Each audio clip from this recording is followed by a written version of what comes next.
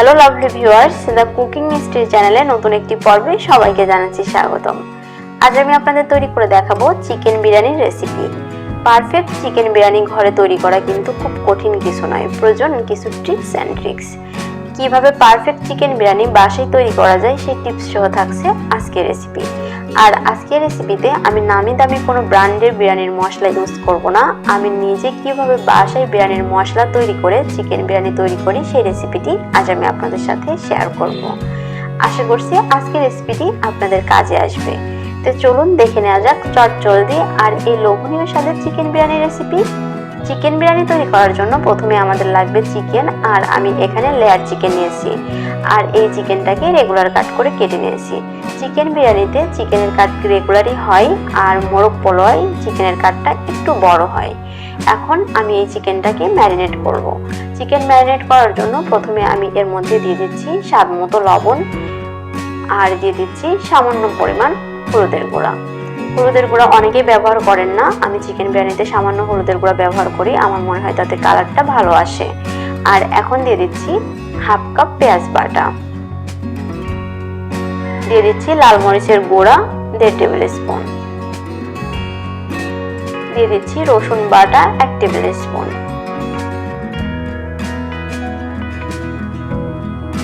আর এখন আমি দিয়ে দিলাম আদা বাটা 1 টেবিল স্পুন।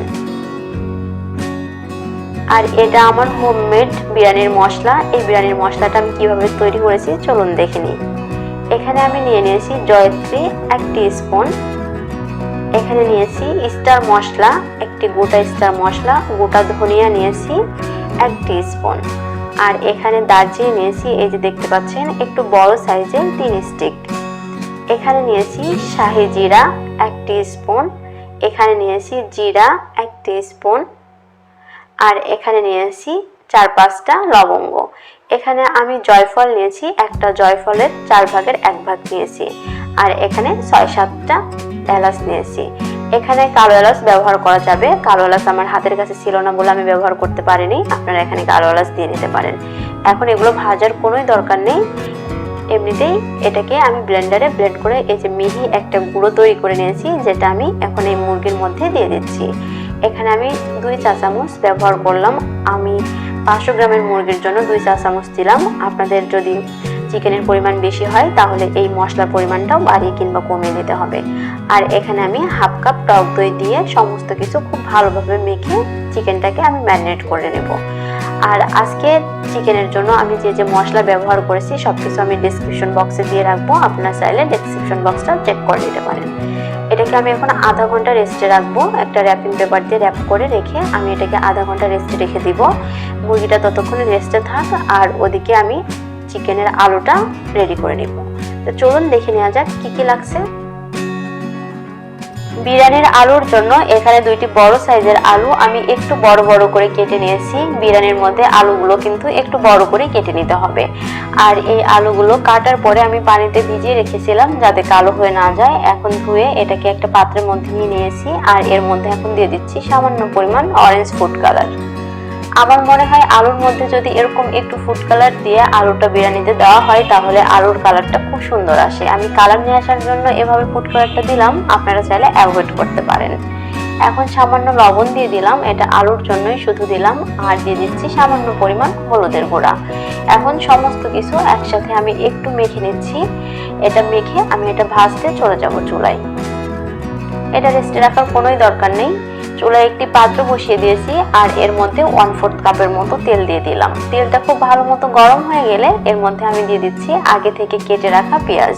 পেঁয়াজগুলোকে আমি খুব মিহি করে কেটে রেখেছিলাম, সেগুলো এখানে দিয়ে দিলাম। এখন এই পেঁয়াজগুলোকে নেড়ে চেড়ে বেরেস্তা করে নেওয়ার পালা। একটু সময় নিয়ে ধৈর্য ধরে পেঁয়াজটাকে নেড়ে চেড়ে বেরেস্তা করে নিতে হবে। মিনিট 5 নাড়ার পরে দেখবেন যে পেঁয়াজের কালারটা চেঞ্জ হতে শুরু করেছে আর পেঁয়াজটা বেরেস্তা হয়ে গেছে। এই যে দেখতে পাচ্ছেন আমার পেঁয়াজটা কিন্তু কালার চেঞ্জ হয়ে এসেছে, আর এটা অনেকটা ব্রাউনও হয়ে গেছে। এখন আমি এটা উঠিয়ে এক পাশে রেখে দিব।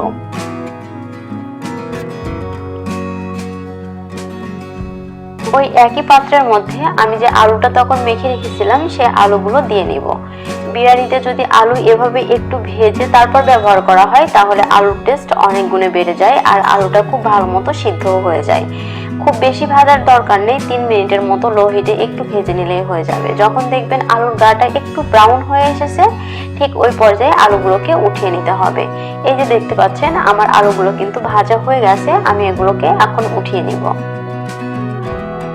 ওই একই পাত্রের মধ্যে আমি আরো 1/4 কাপের মতো তেল দিয়ে দিলাম। এখানে আমি রান্নার তেলটাই ব্যবহার করছি। আর তেলটা খুব ভালো মতো গরম হয়ে আসলে ওর মধ্যে 2টা তেজপাতা একটু চিড়ে দিয়ে দিলাম। এখন তেজপাতা আর তেলটাকে নেড়ে চেড়ে 10 সেকেন্ডের জন্য একটু ফোড়ন তুলে নিতে হবে। আর 10 সেকেন্ড পরে এর মধ্যে আমি দিয়ে দিব আগে থেকে যে চিকেনটা আমি ম্যারিনেট করে রেখেছিলাম সে চিকেন দেওয়ার পরে খুব ভালো মতো চিকেনটা এই তেলের সাথে নেড়ে চেড়ে মাখিয়ে নিতে হবে। আমি কিন্তু আধা ঘন্টা চিকেনটা রেস্টে রেখেছিলাম। আর এ পর্যায়ে দিয়ে দিলাম পেঁয়াজ বেরেস্তা। এখন সমস্ত কিছু নেড়ে ছেড়ে একটু কষিয়ে নেওয়ার পালা। চিকেনটাকে আমি মিনিট 5 মতো একটু নেড়ে চেড়ে কষিয়ে নিব। এই যে আমার চিকেনটা কষানো হয়ে গেছে, এখন এর মধ্যে আমি যে পাত্রে চিকেনটা ম্যারিনেট করে রেখেছিলাম সে পাত্রটা ধুয়ে সামান্য একটু পানি দিয়ে দিব। খুব বেশি পানি ব্যবহার করা যাবে না, খুব সামান্য পানি এখানে আমি ব্যবহার করেছি। এখন চিকেনটাকে আমি ঢাকনা দিয়ে ঢেকে জাল করতে থাকবো যতক্ষণ পর্যন্ত না চিকেনটা সিদ্ধ হয়ে আসে। আর এদিকে আমি ভাতটা রেডি করে নিব। ভাতের জন্য একটি পাত্রে আমি পানি দিয়ে দিয়েছি। আর পানিটা খুব ভালো মতো গরম হয়ে গেলে এর মধ্যে দিয়ে দিলাম লবণ। আর এখন এর মধ্যে আমি দিয়ে দিব 1 টেবিল স্পুন রান্নার তেল। লবণ আর রান্নার তেল দিয়ে আপনি যদি ভাতটা রান্না করে নেন তাহলে কিন্তু ভাতটা খুব ঝরঝরা হবে। এখন সমস্ত কিছু নেড়ে চেড়ে আমি একটু মিশিয়ে নেব। আর লবণটা কিন্তু শুধু ভাতের জন্যই ব্যবহার করতে হবে, আমরা অলরেডি চিকেনের জন্য লবণ ব্যবহার করেছি। আর এখন আমি দিয়ে দিচ্ছি আগে থেকে ভিজিয়ে রাখা চালগুলো। এখানে আমি বাসমতি চাল ব্যবহার করছি। আর এই চালটা আমি আধা ঘন্টা যাবত ভিজিয়ে রেখেছিলাম। চাল ভিজিয়ে রেখে যদি ভাত তৈরি করে নেওয়া হয় তাহলে ভাতটা অনেক ঝরঝরা হয় আর খুব সহজেই হয়ে যায়। আর এর মধ্যে এখন দিয়ে দিলাম শাহি জিরা আর দিয়ে দিচ্ছি জয়ত্রী। আমি এখন দিয়ে দিচ্ছি স্টার মশলা, একটা স্টার মশলার 8 ভাগের 1 ভাগ আমি দিয়ে দিলাম।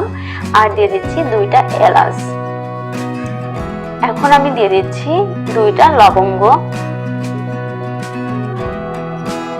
আর দিয়ে দিচ্ছি জয়ত্রী, দিয়ে দিলাম জয়ফল, সামান্য একটু জয়ফল দিয়ে দিলাম। আর এই সমস্ত কিছু আমি 250 গ্রাম চালের জন্য ব্যবহার করেছি। আজকে আমি যেহেতু 500 গ্রাম চিকেন ব্যবহার করছি সেহেতু এখানে চাল আমি অর্ধেক নিয়েছি। চিকেন যতটুকু নিতে হবে চাল কিন্তু তার অর্ধেক ব্যবহার করতে হবে। সমস্ত কিছু দিয়ে একটু জাল করার পর যখন দেখবেন যে চালটা হয়ে গেছে, এই যে দেখুন ভাতটা কিন্তু হয়ে গেছে। আর এটা কিন্তু 100% সিদ্ধ করা যাবে না, 90%-এর মতো সিদ্ধ করে নিতে হবে।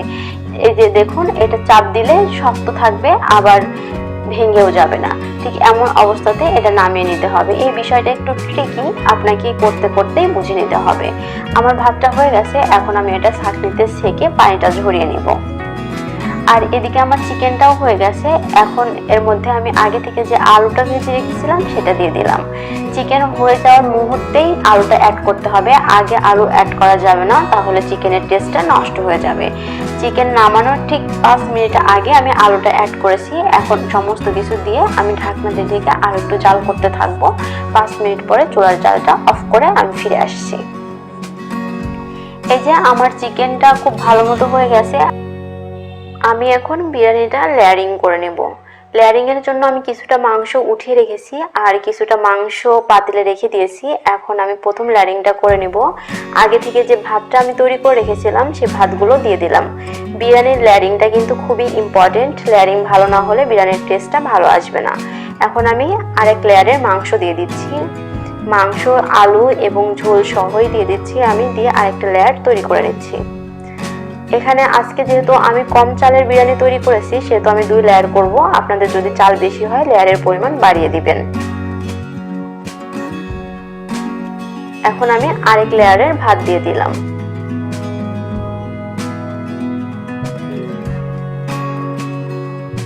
ভাত দেওয়ার পরে এখন আমি উপর থেকে কয়েকটা আলু বোখারা দিয়ে দিলাম। আর দিয়ে দিচ্ছি 1 টেবিল স্পুন ঘি। এই ঘিটা কিন্তু অবশ্যই ব্যবহার করতে হবে, এটা কোনোভাবেই স্কিপ করা যাবে না।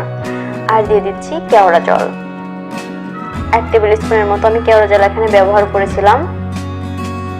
আর এখানে আমি 1 টিস্পুন আগে যে বিরিয়ানির মশলাটা তৈরি করে রেখেছিলাম সেই মশলা উপর থেকে একটু ছড়িয়ে দিয়ে দিলাম। আর এখানে আমি দুধ আর জাফরান কিছুটা সময় ভিজিয়ে রেখেছিলাম, সেটা মাঝে মাঝে এভাবে দিয়ে দিচ্ছি যাতে বিরিয়ানির মাঝে খুব সুন্দর একটা কালার আসে। আর এই জাফরান আর মিল্কটা দেওয়ার পরে আপনার বিরিয়ানির সুগন্ধটা কিন্তু অনেক গুণে বেড়ে যাবে।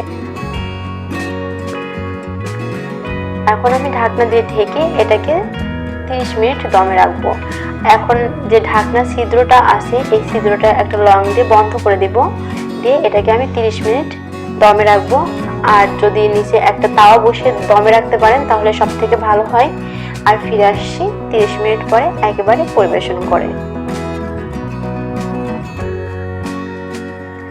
এই যে দেখুন বিরিয়ানিটা আমি পরিবেশন করে নিয়েছি, এর কালারটা দেখুন কতটা সুন্দর এসেছে। আর এই বিরিয়ানিটা খেতেও কিন্তু খুবই টেস্টি হয়েছিল, আপনারা বাসায় অবশ্যই একবার ট্রাই করবেন। আলুর কালারটা দেখুন কতটা সুন্দর এসেছে। আশা করছি আজকের রেসিপিটি আপনাদের ভালো লাগবে। আজকের রেসিপি যদি ভালো লেগে থাকে তাহলে অবশ্যই আমার চ্যানেলটি সাবস্ক্রাইব করবেন, পাশে থাকা বেল আইকনটি প্রেস করবেন যাতে আমি কোনো ভিডিও আপলোড করলে সাথে সাথে তার নোটিফিকেশন পেয়ে যান। লাইক এবং কমেন্টস করতে ভুলবেন না, কমেন্টস করে অবশ্যই আমাকে জানাবেন আজকের রেসিপিটি আপনাদের কেমন লাগলো।